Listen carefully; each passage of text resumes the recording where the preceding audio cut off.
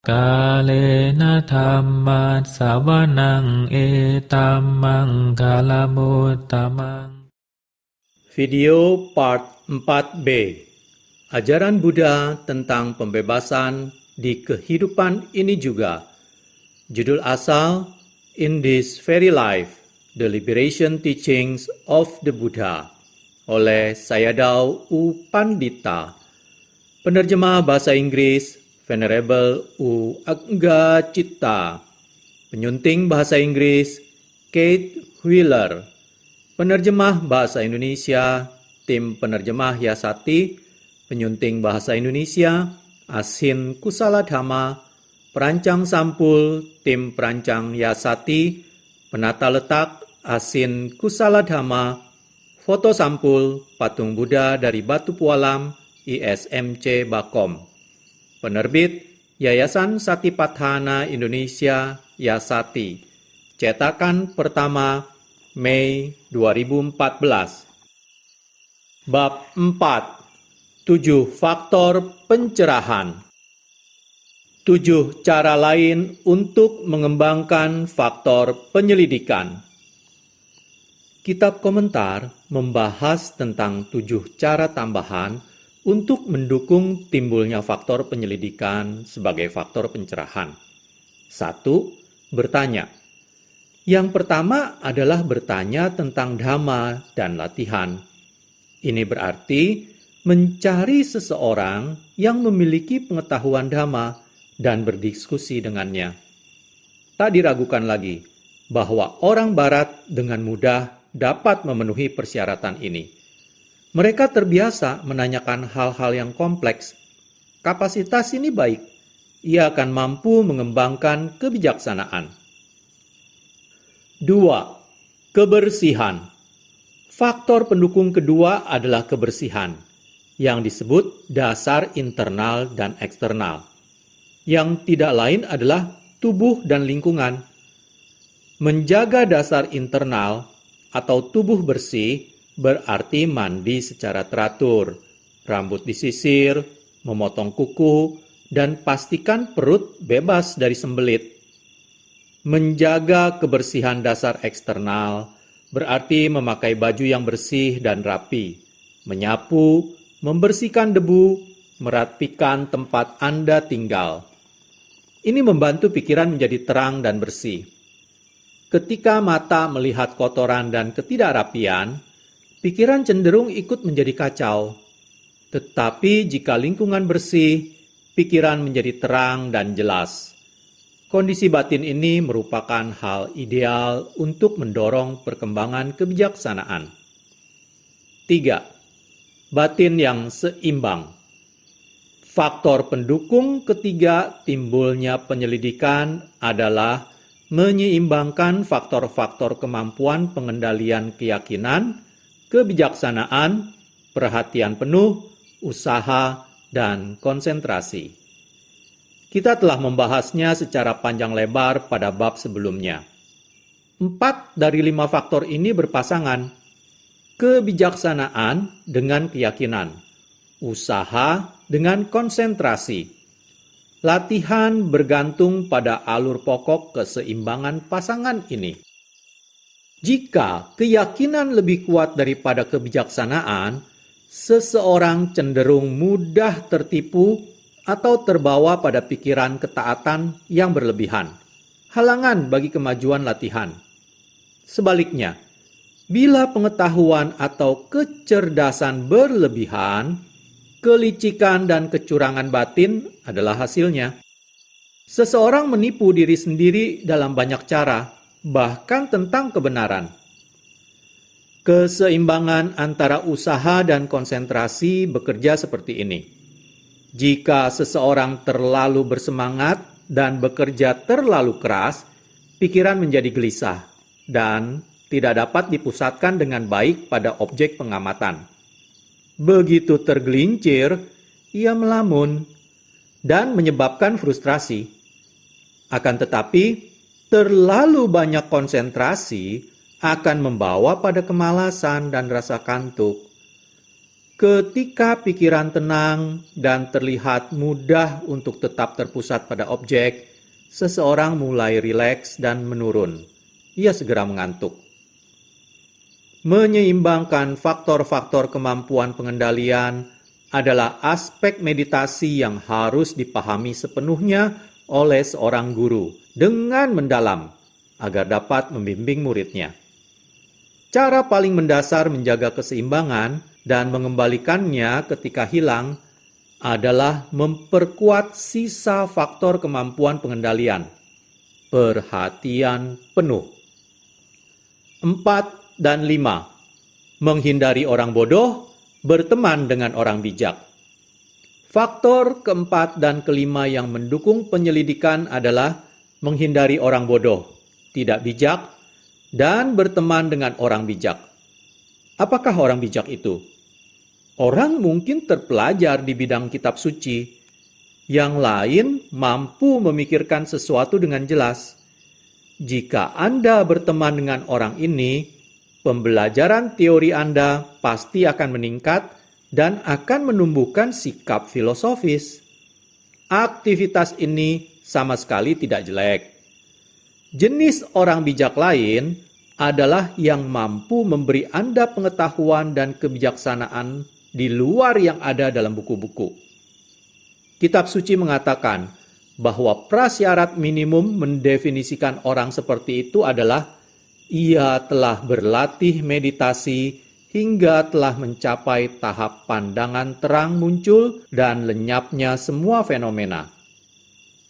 Jika ia belum mencapainya, sudah jelas ia seharusnya tidak pernah mencoba mengajar meditasi, karena hubungan dengan muridnya tidak dapat mendorong timbulnya Dhamma Wicaya dalam dirinya. 6. Merenungkan kebenaran mendalam. Faktor pendukung keenam bagi penyelidikan adalah merenungkan Dhamma yang mendalam. Instruksi untuk memikirkan sesuatu terlihat saling bertolak belakang. Pada dasarnya, ia berarti merenungkan sifat fenomena fisik dan mental dari sudut pandang vipassana seperti gugus, unsur-unsur, dan kemampuan. Semuanya tanpa diri. 7. Komitmen menyeluruh. Faktor penting terakhir bagi timbulnya penyelidikan yaitu komitmen menyeluruh untuk menumbuhkan faktor pencerahan. Seseorang harus selalu memiliki kecenderungan untuk menyelidiki, menuju pandangan terang intuitif langsung. Ingatlah bahwa tidaklah perlu untuk merasionalkan atau memikirkan pengalaman-pengalaman Anda. Jadi, berlatihlah meditasi hingga Anda dapat memperoleh pengalaman langsung terhadap batin dan jasmani Anda sendiri. Faktor pencerahan ketiga, usaha gigih. Faktor pencerahan ketiga, usaha atau wirya, adalah energi yang dikeluarkan untuk mengarahkan pikiran dengan terus-menerus berkesinambungan ke objek pengamatan. Dalam bahasa Pali, wirya didefinisikan sebagai wiranang bhawo, yang berarti keadaan gagah berani. Ini memberi kita inspirasi tentang rasa, kualitas, usaha dalam latihan kita. Inilah usaha yang gigih. Orang yang bekerja keras dan rajin memiliki kapasitas menjadi gagah berani dalam segala yang dilakukan. Inilah usaha yang memberikan kualitas gagah berani. Orang yang memiliki usaha yang gigih akan maju dengan gagah berani, tidak gentar oleh kesulitan yang akan dihadapi dalam melaksanakan tugasnya. Kitab komentar mengatakan bahwa karakteristik usaha adalah bertahan sabar dalam menghadapi penderitaan dan kesulitan. Usaha adalah kemampuan untuk melihat sampai akhir, apapun yang terjadi, meskipun ia harus menggeretakkan giginya. Para yogi membutuhkan kesabaran dan penerimaan sejak awal latihan. Jika Anda datang pada retret, Anda meninggalkan kebiasaan yang menyenangkan dan hobi dalam kehidupan sehari-hari.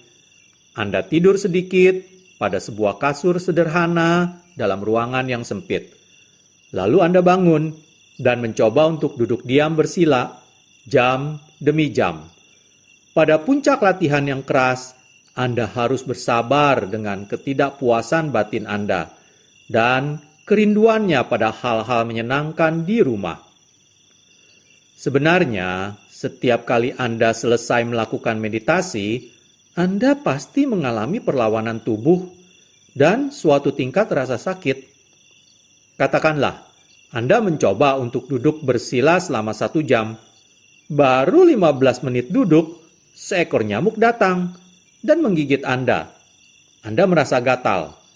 Lebih dari itu, leher Anda sedikit kaku dan kaki mulai mati rasa. Anda mulai merasa jengkel. Anda terbiasa dengan hidup mewah. Tubuh Anda begitu dimanjakan dan disayangi, sehingga Anda biasanya mengganti posisi ketika mengalami sedikit ketidaknyamanan. Tetapi sekarang, tubuh Anda harus menderita. Dan karena ia menderita, Anda juga menderita. Sensasi tidak menyenangkan memiliki kemampuan aneh untuk melelahkan dan melayukan batin. Godaan untuk menyerah dapat menjadi sangat kuat. Pikiran Anda akan dipenuhi oleh rasionalisasi. Saya akan menggerakkan kaki saya sedikit. Ini akan menambah konsentrasi saya. Ini hanyalah masalah waktu saja sebelum Anda menyerah. Daya tahan kesabaran. Anda butuh usaha gigih dengan karakteristiknya kesabaran dalam menghadapi kesulitan. Jika Anda meningkatkan daya energi Anda, pikiran memperoleh kekuatan menanggung rasa sakit dengan sabar dan berani. Usaha memiliki kekuatan menyegarkan pikiran dan menjaganya tetap kuat, bahkan dalam situasi sulit. Untuk meningkatkan daya energi, Anda bisa menyemangati diri sendiri atau mencari inspirasi dari seorang teman atau pembimbing spiritual. Dengan diberi sedikit tenaga, pikiran akan sigap dan kuat lagi. Dukungan untuk pikiran yang lelah. Kitab komentar mengatakan bahwa usaha memiliki fungsi mendukung. Ia mendukung pikiran ketika layu karena diserang oleh rasa sakit. Pertimbangkan sebuah rumah tua, rusak yang hampir roboh. Sedikit hembusan angin akan membuatnya roboh berantakan. Tetapi jika Anda segera menyangganya, rumah itu akan bertahan. Sama halnya dengan pikiran yang layu karena rasa sakit. Dapat didukung dengan usaha gigih dan dapat meneruskan latihan dengan kesegaran dan kewaspadaan. Anda mungkin sudah mengalami manfaatnya secara langsung. Yogi yang menderita penyakit kronis mungkin mengalami kesulitan berlatih secara teratur. Melawan penyakitnya secara berulang kali melemahkan energi fisik dan mental, membuatnya menjadi terbebani dan kehilangan semangat. Tidak mengherankan, yogi yang menderita sakit sering datang interview dengan penuh derita dan kekecewaan. Mereka merasa tidak memperoleh kemajuan. Mereka hanya membentur tembok terus-menerus. Semua terlihat sia-sia. Timbul sedikit pemikiran pada mereka untuk menyerah, meninggalkan retret, atau berhenti bermeditasi. Kadang-kadang saya dapat menyelamatkan situasi ini dengan sedikit wejangan atau kata-kata yang memberi semangat. Wajah yogi itu kembali cerah dan berlatih lagi selama 1 atau 2 hari. Adalah sangat penting untuk memiliki semangat dan inspirasi, tidak hanya dari diri sendiri, tetapi juga dari orang lain yang dapat membantu Anda, memberikan dorongan ketika Anda terhambat. Batin yang penuh kegigihan. Kisah Citta. Perwujudan usaha adalah batin yang penuh ketegasan keberanian, dan semangat. Untuk mengembangkan kualitas ini, ada cerita di zaman Buddha tentang seorang bhikkhuni bernama Citta. Suatu hari, ia merenungkan penderitaan yang timbul dari batin dan jasmani. Dan tergerak oleh desakan spiritual yang sangat kuat, sebagai akibatnya, ia lalu melepaskan kehidupan duniawi dan menjadi seorang bhikkhuni. Dengan harapan dapat membebaskan diri dari penderitaan. Malang baginya, ia terserang penyakit kronis yang bisa membuat kejang. Pada suatu hari ia sehat, tetapi tiba-tiba ia jatuh sakit. Namun demikian, ia adalah seorang wanita yang teguh. Ia ingin memperoleh kebebasan, dan tak ada siapapun yang bisa membuatnya menyerah. Selagi sehat, ia berjuang keras. Selagi sakit, ia tetap meneruskan usahanya walaupun agak melemah. Terkadang latihannya sangat dinamis dan inspiratif. Lalu penyakitnya menyerang, dan ia kembali mundur. Rekan bhikkhuni lainnya khawatir kalau Citta akan bertindak berlebihan. Mereka mengingatkannya agar menjaga kesehatan untuk memperlambat. Tetapi Citta tidak menghiraukan mereka. Ia terus bermeditasi, hari demi hari, bulan demi bulan, tahun demi tahun.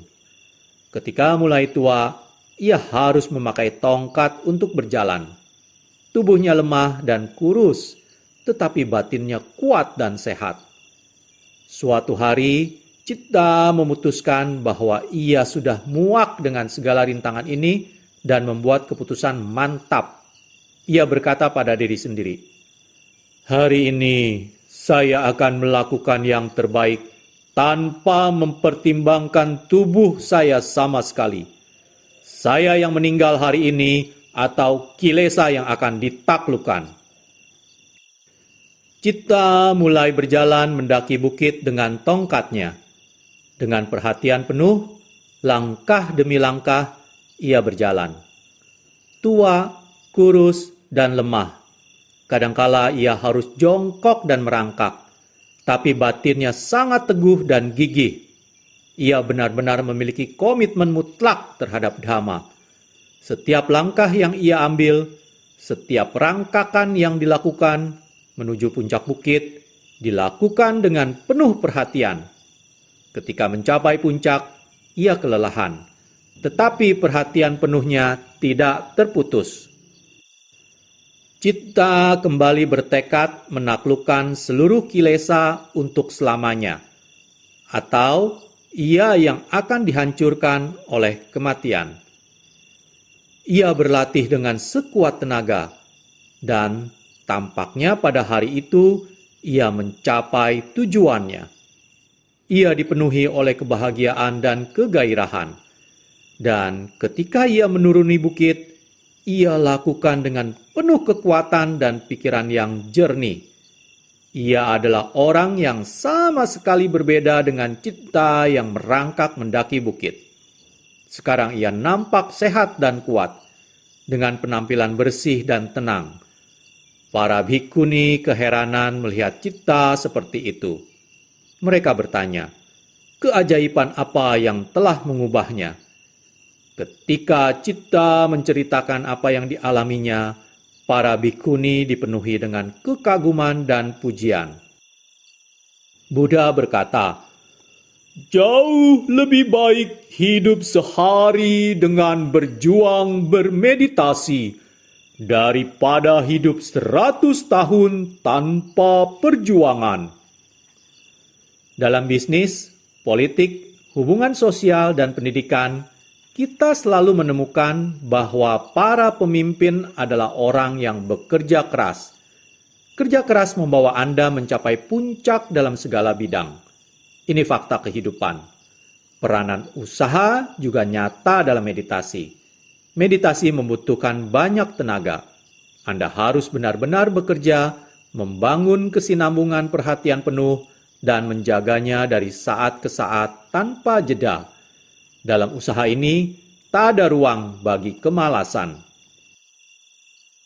panas yang menguapkan kekotoran batin.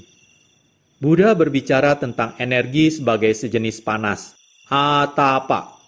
Ketika batin dipenuhi energi, ia menjadi panas.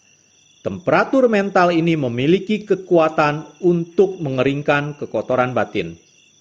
Kita dapat membandingkan kilesa dengan kelembapan. Batin yang tidak memiliki energi sangat mudah menjadi lembab dan tertekan oleh mereka. Bagaimanapun juga, jika usahanya kuat, batin akan menguapkan kilesa bahkan sebelum batin disentuh oleh mereka.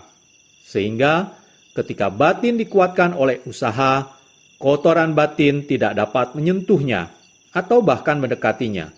Kondisi yang tidak baik tidak mampu menyerang. Dalam tataran molekul, panas terlihat sebagai getaran yang meningkat.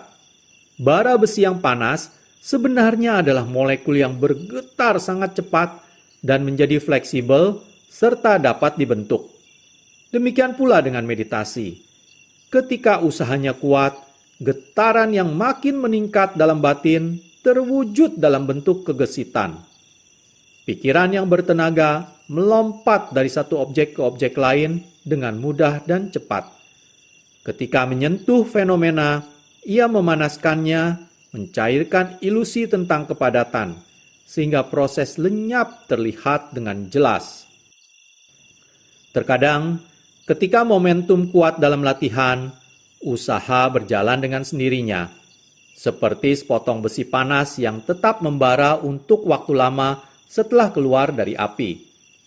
Dengan jauhnya kilesa, kejernihan dan kecerahan muncul dalam pikiran. Pikiran menjadi murni dan jernih dalam persepsinya terhadap apa yang sedang terjadi. Pikiran menjadi tajam dan sangat tertarik untuk menangkap detail fenomena ketika mereka muncul. Perhatian penuh yang berenergi ini memungkinkan pikiran menembus objek pengamatan dan tetap di sana tanpa menyebar atau buyar.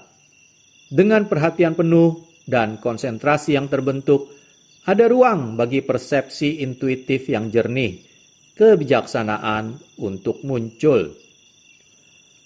Melalui usaha yang tekun, maka faktor mental baik perhatian penuh, konsentrasi, dan kebijaksanaan timbul serta menguat, dan membawa bersamanya keadaan baik dan bahagia lainnya. Pikiran menjadi jernih dan tajam, serta mulai masuk lebih dalam pada sifat sejati kenyataan. Kerugian dari kemalasan dan kegembiraan dari kebebasan. Jika sebaliknya terdapat keengganan dan kemalasan, perhatian Anda menjadi tumpul dan kondisi batin yang berbahaya menyelinap. Saat Anda kehilangan fokus, Anda tidak peduli apakah Anda berada dalam keadaan batin yang baik atau tidak. Anda mungkin berpikir bahwa latihan ini dapat berjalan sendiri tanpa bantuan dari Anda. Keberanian semacam ini, rasa malas yang terang-terangan akan menjatuhkan Anda, memperlambat Anda. Batin Anda menjadi lembab dan berat, penuh dengan kecenderungan negatif dan tidak baik, seperti pelana kuda yang berjamur karena telah dibiarkan tersiram hujan. Pada umumnya, kilesa menarik pikiran pada kesenangan-kesenangan indriawi. Ini sungguh berlaku untuk raga, nafsu indriawi, satu aspek keinginan. Orang yang tidak memiliki usaha gigih akan tidak berdaya dalam cengkraman nafsu ini. Mereka semakin tenggelam dalam kesenangan-kesenangan indriawi.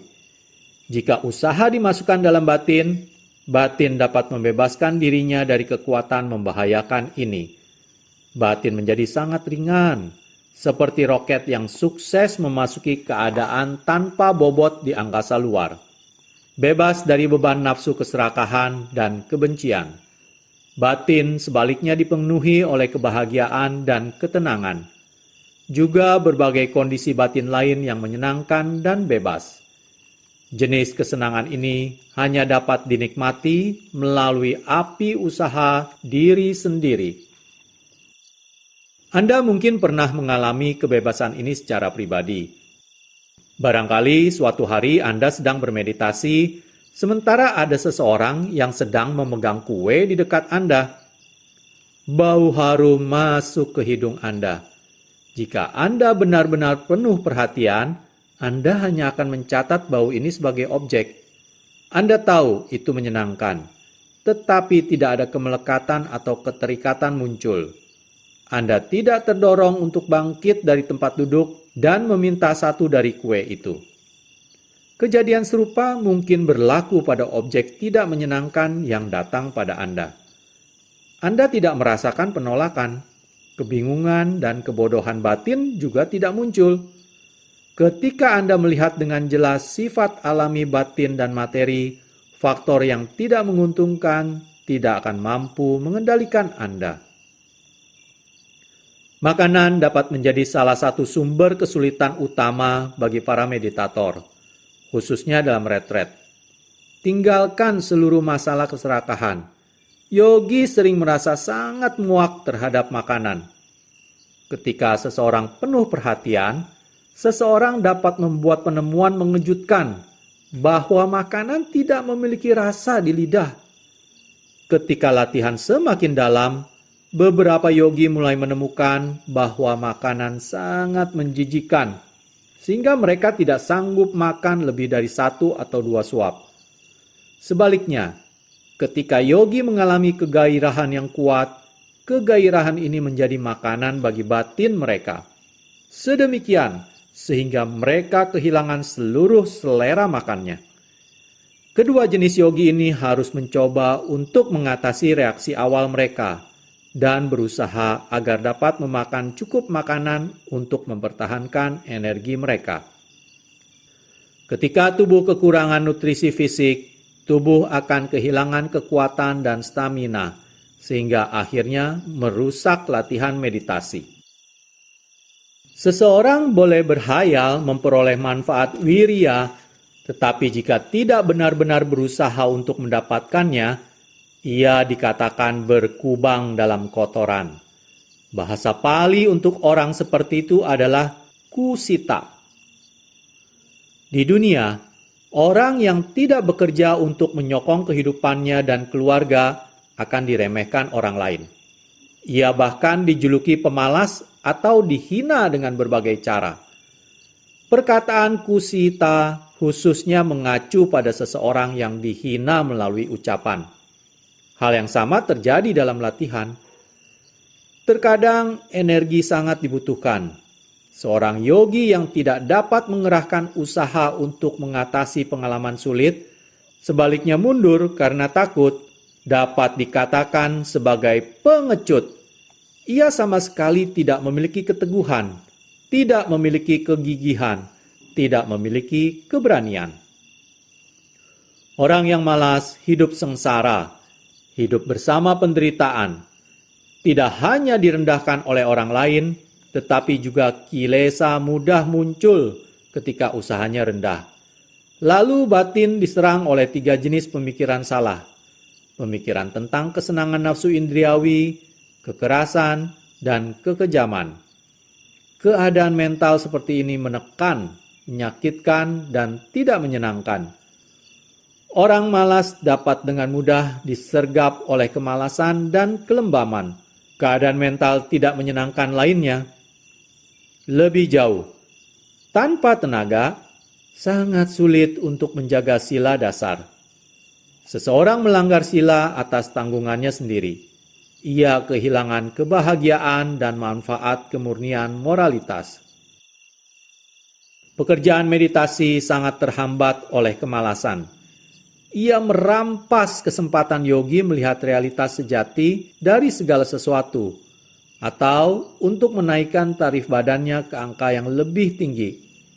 Oleh karena itu, Buddha berkata, orang malas kehilangan banyak hal yang bermanfaat. Ketekunan.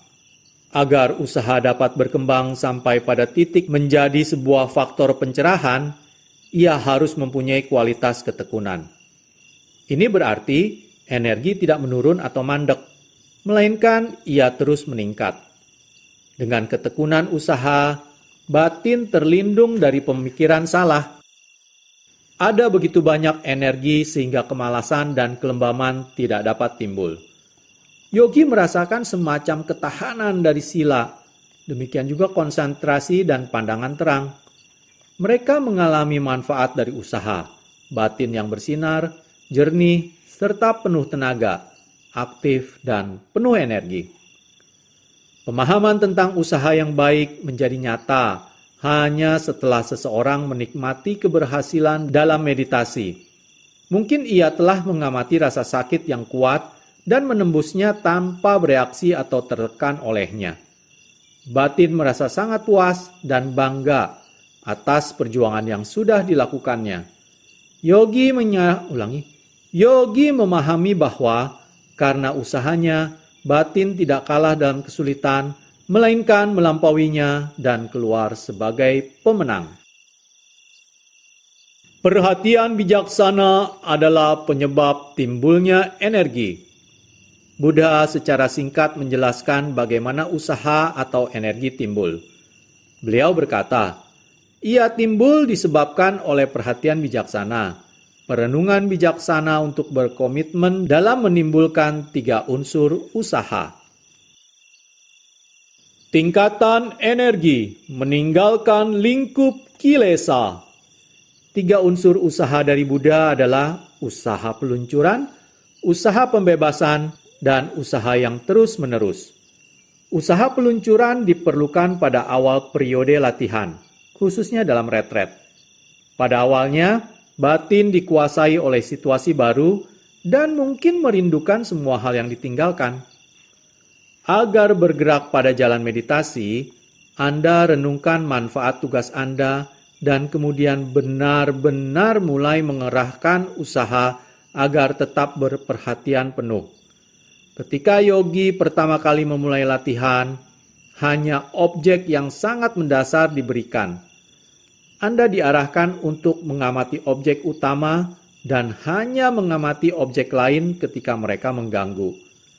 Hal yang sederhana, tetapi merupakan kerja keras mendasar yang menjadikan usaha jenis pertama, yaitu usaha peluncuran. Ini seperti lapisan pertama sebuah roket yang menyebabkan roket dapat meluncur. Ketika Anda dapat berperhatian penuh pada objek utama untuk beberapa waktu, Anda masih belum selalu mulus dalam perjalanan. Halangan muncul, rasa sakit, atau mengantuk. Anda menemukan diri Anda menjadi korban dari rasa sakit, ketidaksabaran, keserakahan, kantuk, dan keraguan-raguan. Mungkin Anda telah menikmati sedikit ketenangan dan kenyamanan karena Anda dapat tinggal bersama objek utama, tetapi tiba-tiba objek yang sulit menyerang Anda. Pada titik ini, batin memiliki kecenderungan kehilangan semangat dan malas. Usaha peluncuran tidak lagi cukup. Anda membutuhkan tenaga tambahan untuk menghadapi sakit dan kantuk, untuk mengatasi rintangan tersebut. Tingkat energi kedua, energi pembebasan, ibarat lapisan kedua roket yang mendorong roket menembus atmosfer bumi. Semangat yang diberikan oleh seorang guru dapat membantu di sini.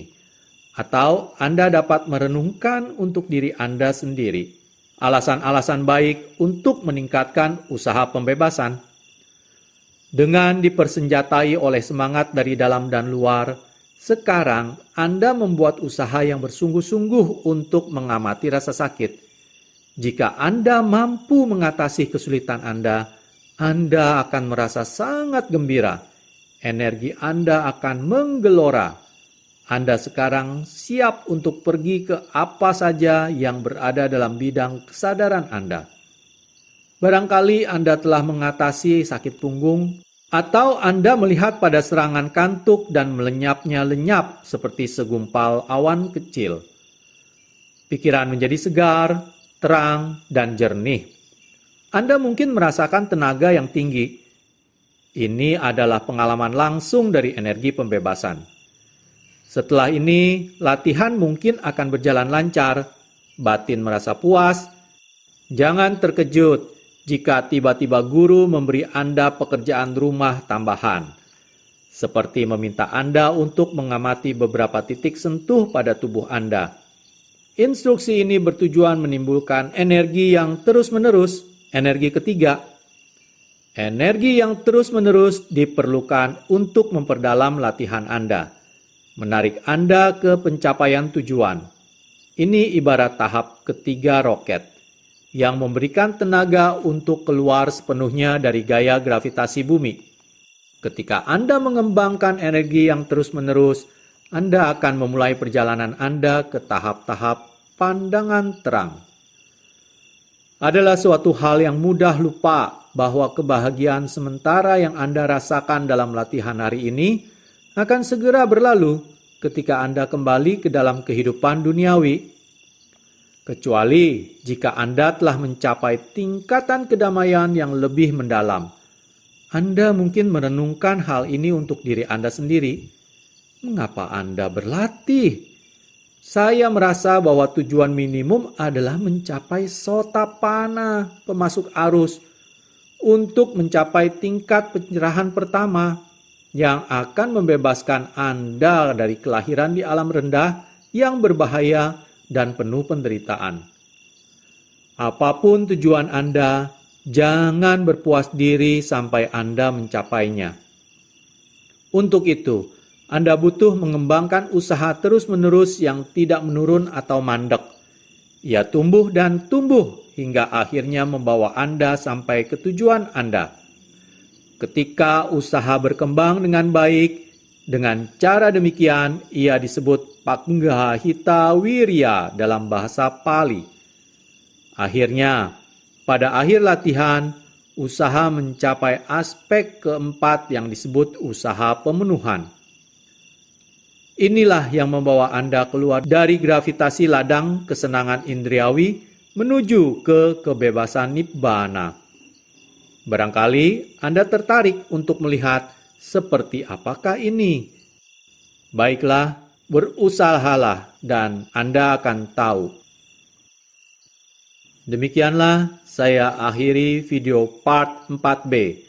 Pada video part 4C, masih di bab 4, saya akan mulai dengan membacakan 11 cara lain untuk menimbulkan usaha. Terima kasih. Kalena dhammat savanang etammang kalamutamang